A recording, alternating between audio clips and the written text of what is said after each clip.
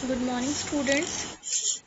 Last session में हम लोग पढ़े थे एरे के बारे में, array and one dimensional array, क्योंकि एरे टू टाइप्स के होते हैं, single dimensional and multi dimensional, that is one and two dimensional. तो आज हम लोग देखेंगे टू डायमेंशनल एरे क्या होता है।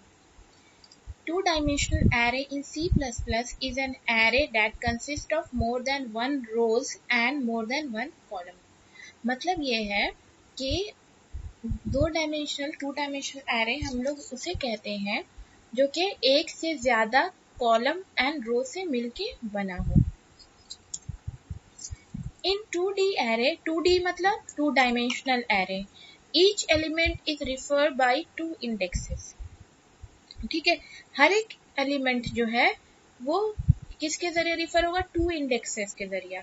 Elements stored in this array in the form of matrices, और एलिमेंट जो एरे में स्टोर्ड होगा किसके फॉर्म में? मैट्रिसेस के फॉर्म में, वो भी हम बता देंगे। Matrices, matrix.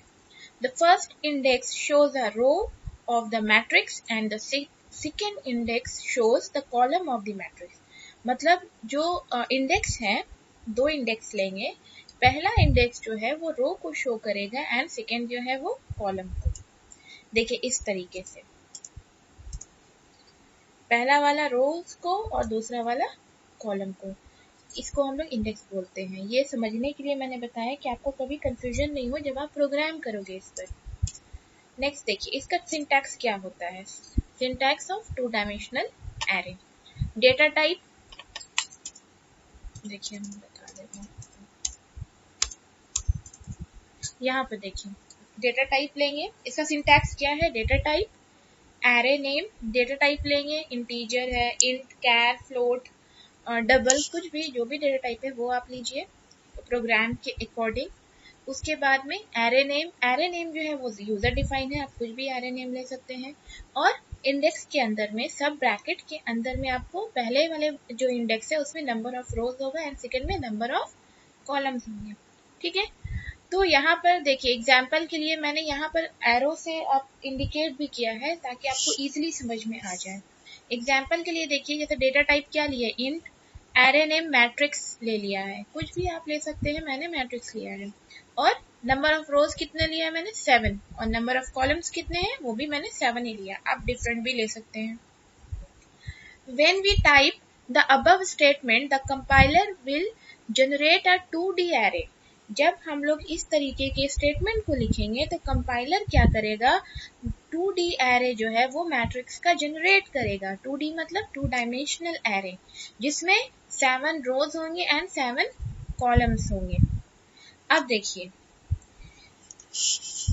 अब ऐसे भी जनरली C++ प्रोग्राम में क्या होता है, जब आप पूरा प्रोग्राम लिख लेते हैं, कोड कर लेते हैं, जब हम लोग कंपाइल करते हैं तब कंपाइलर सारा को कंपाइल करता है, चेक करता है, उसके बाद में अगर कुछ एरर होता है तो बताता है। तो इसीलिए यहाँ पर क्या होगा, जैसे आप इस मैट्रिक्स को इस तरीके से लेंगे, क्योंकि 2 इंडेक्सेस है, अगर सिंगल रहता तो 1D एरे होता है, 2 है तो वो जनरेट कर देगा 2D एरे मैट्रिक्स फॉर्म में, that is rows and columns.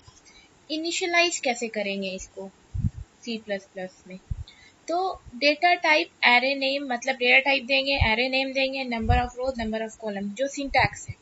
Initialisation के लिए इज इक्वल टू लिखने के बाद में करली ब्रेसेस देंगे, और करली ब्रेसेस के अंदर में सब करली ब्रेसेस होगा जिसमें हमको वैल्यू लिखना है सेपरेटेड कॉमा के साथ में। एग्जाम्पल देखिए यहाँ नीचे दिया है, जैसे मैंने यहाँ पर लिया है इंट a 5 और 2, मतलब इंटीजर डेटा टाइप, a मैंने लिया है array name that is variable, and 5 और 2 जो है वो है आपका टू डायमेंशनल एरे के फॉर्म में, number of rose and number of columns. तो फर्स्ट इंडेक्स में मैंने 5 लिया, विच मीन्स कि नंबर ऑफ रोज कितने हैं? 5 है, एंड सेकेंड इंडेक्स में मैंने 2 लिया है, दैट इज 2 क्या है? कॉलम्स है। अब देखिए इनिशियलाइज कैसे किए हैं हम इसके वैल्यू को, इज इक्वल टू दिए, करली ब्रेसेस ओपन किए, उसके बाद में उसके अंदर में और एक करली ब्रेसेस ओपन किए, और उसमें करली ब्रेसेस के सेपरेशन में हम लोग क्या किए, जैसे मैंने वैल्यू दिया है 1, 2, 3, 4, 5, 6, 7, 8, 9, 10, उसके बाद में लास्ट में भी करली ब्रेसेस, जब भी करली ब्रेसेस कोई ओपन होगा तो क्लोज भी होता है, और उसके बाद में लास्ट में termination statement that is semicolon. यहाँ जो मैंने 1, 2, 3, 4 सीक्वेंस वाइज लिया है, यहाँ पर आप कोई भी वैल्यू ले सकते हैं। ऐसा कुछ नहीं है कि आपको असेंडिंग या डिसेंडिंग इस तरीके से ही लेना है।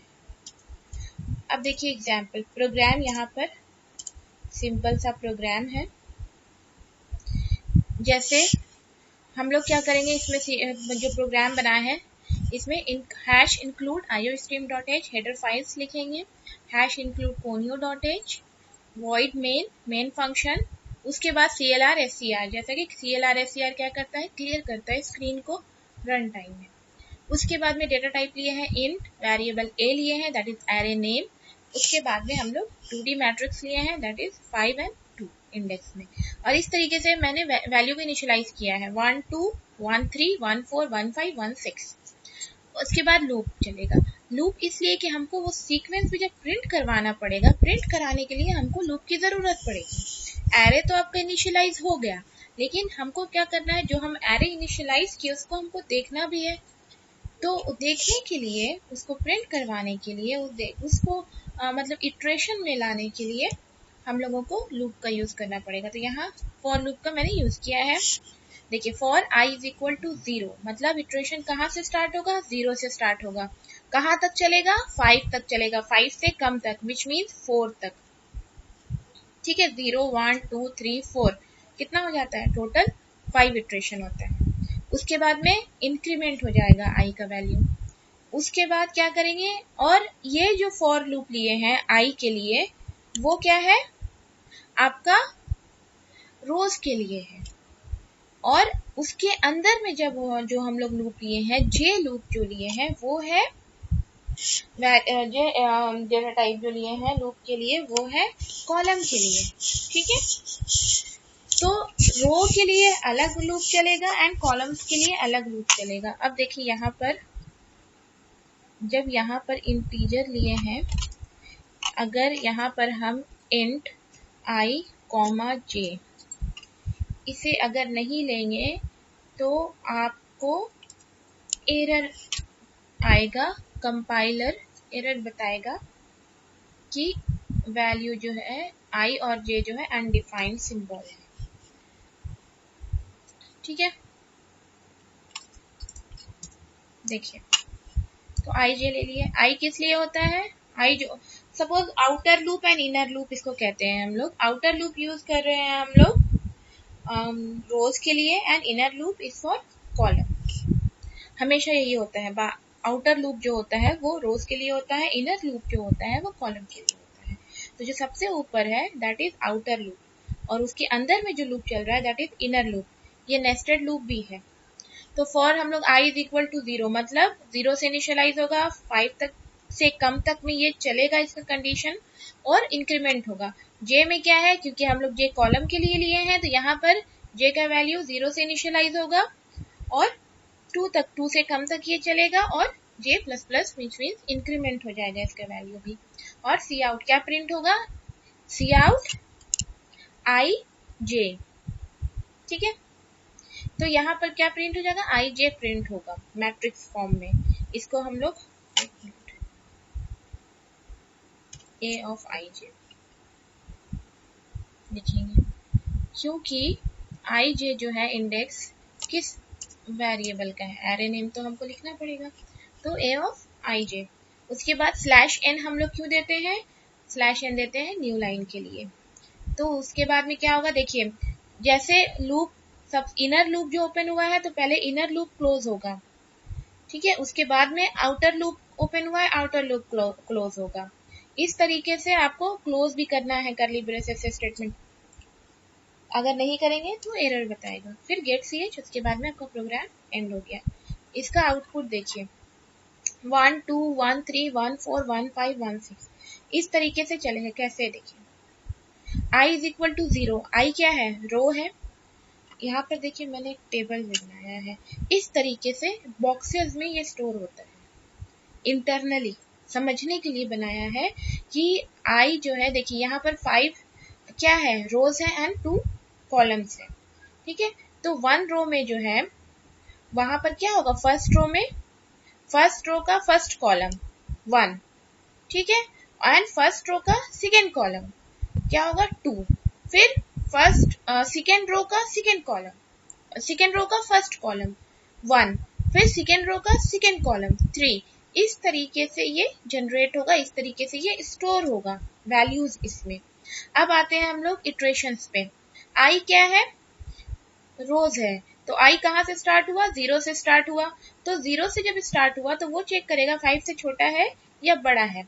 तो ऑब्वियस सी बात है 0 जो है 5 से छोटा है, तो क्या हो जाएगा, आई का वैल्यू फिर इंक्रीमेंट कर जाएगा। फिर जे में आएगा, जे में आने के बाद में देखिए क्या हो जाएगा, जे का वैल्यू जो है 0 से इनिशियलाइज है, मतलब कॉलम, उसमें जे का वैल्यू कहाँ तक जाएगा, जे लेस देन चेक करेगा बड़ा है कि छोटा है। तो ये चीज तो जे तो 0 तो छोटा है 2 से, तो जे भी इंक्रीमेंट करेगा क्योंकि 2 तक जाना है, इसलिए कॉलम कहाँ तक गया है, 2 तक गया है। और लूप आई जो है, रोज जो है वो कहाँ तक गया है, 5 तक गया है। अब उसमें जिस तरीके से यहाँ वैल्यू इनिशियलाइज हुआ है वो वैल्यू जो है यहाँ पर स्टोर होते चला जाएगा और इस तरीके से यहाँ पर इटरेशन होगा। जैसे यहाँ कंडीशन फुलफिल होगा सीधे कंट्रोल जो है लूप का वो बाहर आ जाएगा और प्रोग्राम आपका एंड हो जाएगा। इसको आप लोग एक बार बनाइएगा, और अगर कंफ्यूजन होता है, क्योंकि most probably I think confusion होगा, और तो आप पूछ सकते हैं, और अगर आप प्रैक्टिस कीजिएगा तो आपको अच्छे से ये समझ में आ जाएगा। ये बहुत सिंपल प्रोग्राम है, बना करके देखिए। अब और एक एग्जांपल इसमें मैंने इसलिए बताया है कि वो तो एक सिंपल सा प्रोग्राम था, जस्ट एक प्रिंट करना था नंबर। अब सपोज हमें another example of 2 dimension, suppose कि हमको उसमें सम निकालना है, कुछ वैल्यूज हम प्रिंट करेंगे, उसमें सम निकालना है और उसका एवरेज निकालना है। तो उसका प्रोग्राम कैसे बनेगा, यहाँ देखिए ये 2 बॉक्सेस में मैंने बनाया है। तो आपको ऐसा नहीं है कि C++ जब आप प्रोग्राम करोगे तो ये दो C++ आपको न्यू में बनाना पड़ेगा, ऐसा नहीं, एक ही प्रोग्राम है, स्पेस नहीं है नीचे, इसी वजह से मैंने इसको दूसरे बॉक्स में भी ऐड कर दिया, इसलिए कि वरना फॉन्ट बहुत छोटा हो जाता है जिससे आप लोग को देखने में लिखने में प्रॉब्लम होती है। यहाँ पर देखिए सबसे पहले, एक मिनट,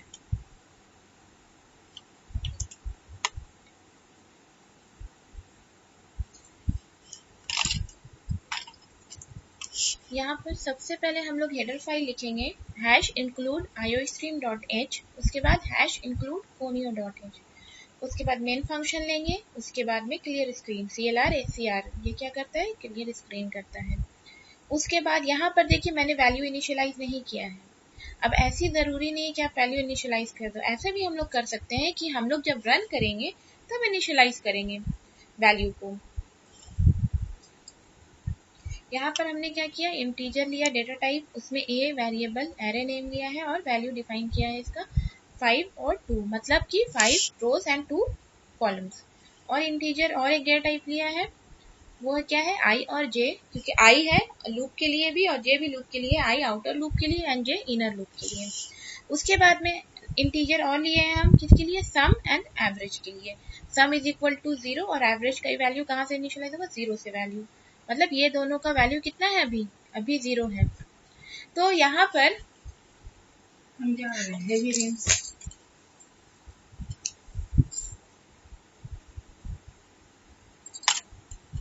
यहाँ पर क्या होगा देखिए सम और एवरेज ये जनरली हम लोग फ्लोट में भी ले सकते हैं, क्योंकि वैल्यू अगर डेसिमल में भी आता है, पर यहाँ पर सिर्फ समझने के लिए मैंने इंटीजर लिया है। यहाँ पर आप फ्लोट भी ले सकते हो, डबल भी ले सकते हो। अब देखिए यहाँ पर सी आउट, यहाँ पर क्या कराएंगे हम लोग प्रिंट, सबसे पहले प्रोग्राम में क्या प्रिंट कराएंगे, इंटर 5 into 2 एरे एलिमेंट्स, मतलब क्या है, आपको इंटर करना है 5 into 2 एरे एलिमेंट्स को। फिर उसके बाद में सीधे फॉर लूप स्टार्ट हो जाएगा, क्योंकि इंटर कराना है इसीलिए फॉर लूप स्टार्ट होगा, i is equal to 0, i less than 5 and i plus plus. ये है रोज के लिए, रोज कितना हम लोग लिए, 5 लिए हैं, इसीलिए यहाँ पर कितना हम लोग मेंशन किए, 5। और उसके बाद में इनर लूप चलेगा for j is equal to 0, j less than 2, j plus plus. j किस लिए लिए है, इनर लूप के लिए लिए हैं। तो ये कितना है हमारा, कॉलम के लिए होता है ये, तो कॉलम के कहाँ तक जाएगा, 2 तक जाएगा, इसलिए मैंने यहाँ पर 2 लिया है। उसके बाद में सी इन करवा देंगे, ठीक है, इनपुट ले लेगा, क्या ले लेगा, a of i and j, मतलब जो एलिमेंट हम लोग इंटर करे हैं वो सारा इनपुट हो गया। इनपुट होने के बाद में क्या हो जाएगा, sum is equal to sum plus a of i j, मतलब जो इनपुट होते जाएगा वो सम में ऐड होते चला जाएगा। सम क्या है, पहले 0 है, तो जैसे इनपुट यहाँ पर होगा 1, तो यहाँ पर सम कितना हो जाएगा, ए ऑफ आई और जे दोनों प्लस करेंगे तो उसके बाद में ये और प्लस सम हो जाएगा। तो इस तरीके से ये जुड़ते चला जाएगा, सम यहाँ पर हमारा आ जाएगा। ठीक है, यहाँ पर सिर्फ सम निकाले हैं, मतलब सम कैलकुलेट किए हैं, यहाँ पर इसके लॉजिक को लिखे हैं, प्रिंट नहीं करवाए हैं। तो ये इंटरनली ये क्या हो रहा है, सम होते हुए चला जा रहा है। अब उसके बाद में यहाँ पर इनर लूप क्लोज हो गया, आउटर लूप क्लोज हो गया। अब यहाँ पर और एक मैसेज हम लोग प्रिंट करवाएंगे, सी आउट स्लैश एन दोनों तरफ दिए हैं, क्यों, क्योंकि हमको ऊपर और नीचे दोनों में स्पेस चाहिए इंटर प्रेस करने के लिए। तो यहाँ पर क्या होगा, स्पेस के लिए नेक्स्ट लाइन में आए, न्यू लाइन में आए, इसी वजह से स्लैश एन दिए हैं। तो द एरे एलिमेंट आर, अब देखिए ये लिखा हुआ आएगा। उसके बाद में लूप है for i is equal to 0, i less than 5, i plus plus. यहाँ भी लूप चलेगा, किसके लिए, यहाँ पर लूप चल रहा है आपका प्रिंट जो नंबर हो चुका है उसके लिए, दिखाने के लिए कैसे कैसे वो स्टोर हुआ है। पहला लूप जो हम लोग यूज कर रहे थे वो इंटर कर रहे थे, किसके लिए, एरे एलिमेंट इंटर हुआ था और उसमें हम लोग प्लस भी कर दिए। दूसरा हम लोग ये किए हैं, जो हम लोग इंटर किए हैं वो फिर नीचे नेक्स्ट जनरेट होगा। तो यहाँ पर देखिए for j is equal to 0, j less than 2, j plus plus. तो यहाँ भी क्या हो रहा है, ये फॉर जो है आउटर लूप हो रहा है, रो के लिए काम कर रहा है और इनर लूप कॉलम के लिए। उसके बाद सी आउट क्या प्रिंट होगा, a ऑफ i j। यहाँ पर देखिए स्पेस दिए हैं इसलिए कि बीच में स्पेस ले आने के लिए। ठीक है, अगर हमको बीच में स्पेस देना है तो हम लोग इस तरीके से लिख सकते हैं, डबल कोट। उसके बाद C out slash N enter new line के लिए। अब यहाँ पर क्या हुआ, पहले इनर लूप क्लोज हो गया, फिर आउटर लूप क्लोज हुआ, उसके बाद फिर हम लोग क्या करेंगे, सी आउट एक और मैसेज प्रिंट कराएंगे, सम ऑफ ऑल एलिमेंट्स इज, क्योंकि यहाँ सिर्फ इंटर हुआ है। अब हमको क्या करना है, उसको सम भी करना है और उसका एवरेज भी निकालना है, क्योंकि सम हम लोग पहले ही वाले लूप में कर चुके थे, इसीलिए अब क्या है, सिर्फ एवरेज निकालना है। तो सम ऑफ एलिमेंट जो है यहाँ पर देखिए, यहाँ सम प्रिंट हो जाएगा, इंटर होने के बाद में इसके सारे एलिमेंट्स सम प्रिंट होगा। उसके बाद एवरेज का हम लोग लॉजिक लिखेंगे, सम डिवाइडेड बाय 10 सेमीकोलन। समटाइम्स क्या होता है, एरर आता है, अगर आपको एरर आएगा ऐसे लिखने में average is equal to sum divided by 10, तो आगे और पीछे आप लोग स्मॉल ब्रैकेट दे दीजिएगा, सम के आगे स्मॉल ब्रैकेट दीजिएगा और 10 के बाद में। उसके बाद में और एक मैसेज उसके बाद प्रिंट होगा, सी आउट एंड एवरेज इज, क्योंकि एवरेज का भी लॉजिक हो गया तो वो तो प्रिंट कराने के लिए हम लोग सी आउट लिखेंगे, उसके बाद एवरेज को प्रिंट करवा देंगे। अब देखिए इसका आउटपुट कैसे आएगा, क्योंकि वहां स्पेस नहीं था इसलिए मुझे नेक्स्ट पेज में बनाना पड़ा। सबसे पहले देखिए इंटर 5 into 2 एरे एलिमेंट, ये जैसे प्रिंट होगा, ये जो प्रिंट 1 2 3 4 5 6 7 8 9 10 ये जो प्रिंट दिखा रहा है ये एक्चुअली यूजर को प्रिंट करना होगा। मतलब कि आप अगर प्रोग्राम करेंगे, आप जब जैसे रन करेंगे प्रोग्राम, तो आपको सबसे पहले लिखा हुआ आएगा इंटर 5 into 2 एरे एलिमेंट्स। ठीक है, उसके बाद में आप कोई भी नंबर 10 टाइम तक प्रिंट करिए। जैसे 10th के बाद में आप इंटर प्रेस कीजिएगा, इंटर करते जाएगा, प्रेस आप लिखे 1 लिखे, फिर इंटर, फिर 2 लिखे, फिर इंटर, इस तरीके से 10th टाइम तक होगा।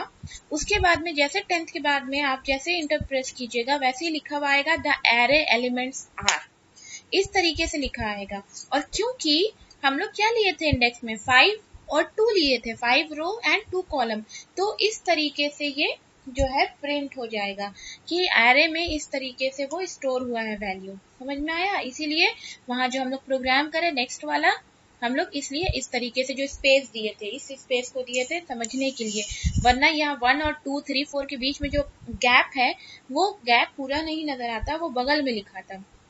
तो 1 जो है कंफ्यूजन होता है कि 1 2 अलग अलग सेपरेट है या 12 है, इसी वजह से ये सिर्फ समझने के लिए और प्रोग्राम काफी क्लियर हो रन टाइम में, इसी वजह से वहां पर मैंने वो डबल कोट्स दिया था। अब देखिए 10 तक हो गए, यहाँ पर काउंट कर लीजिए। और मैट्रिक्स का सबसे सिंपल समझने का यही तरीका है, जब मैट्रिक्स फॉर्म में रहता है रोज एंड कॉलम में, वो सीधा मल्टीप्लाई होता है। तो 5 into 2 इज इक्वल टू 10, तो यहाँ पर कितने वैल्यू स्टोर हो सकते हैं, 10 वैल्यूज को स्टोर करा जा सकता है, क्योंकि कॉलम्स एंड रोज मिला करके है। अब देखिए लास्ट में क्या है, सम ऑफ ऑल एलिमेंट्स इज, अब ये सबको सम कर दिए क्योंकि वहां पर सम किया हुआ था, तो सम ऑफ ऑल एलिमेंट्स आपका आ गया। फिर जैसे इंटर प्रेस करेंगे फिर आ जाएगा क्या, एंड एवरेज इज 5। तो ये आपका आउटपुट हो गया। इसमें आप सपोज ये प्रोग्राम कर लिए और रन टाइम में आप 1 to 10 नहीं लिख के 1 2 3 4 10 नहीं लिख के कोई भी नंबर आप 10 नंबर लेंगे, तो वो उसी का सम जो आप लोगे उसका सम और उसका एरे एलिमेंट कैसे स्टोर हुआ है वो चीज़ शो करेगा। तो ये प्रोग्राम आप ज़रूर बनाइए और कोई भी कंफ्यूजन होगा तो आप पूछिएगा। तो उसके बाद में जब आप ज़्यादा प्रैक्टिस कीजिएगा तो ये आपको क्लियर हो जाएगा।